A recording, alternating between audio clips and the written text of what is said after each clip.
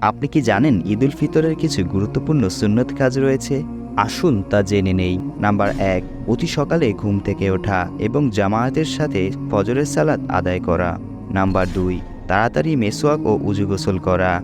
Number ৩, নিজের পোশাকসমূহের মধ্য হতে উত্তম পোশাক পরিধান করা। নাম্বার ৪, ঈদের নামাজের পূর্বে কিছু মিষ্টি জাতীয় দ্রব্য খাওয়া। নাম্বার ৫, সকাল সকাল ঈদগাহে যাওয়া।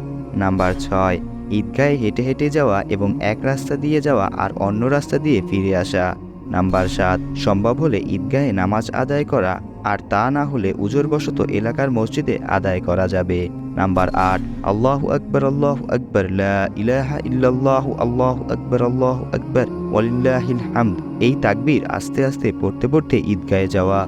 নাম্বার ৯, সম্ভব হলে ঈদের নামাজের আগেই সাদাকাতুল ফিতর আদায় করা। নাম্বার ১০, শরিয়াতের সীমার ভিতর থেকেই ঈদের আনন্দ উপভোগ করা।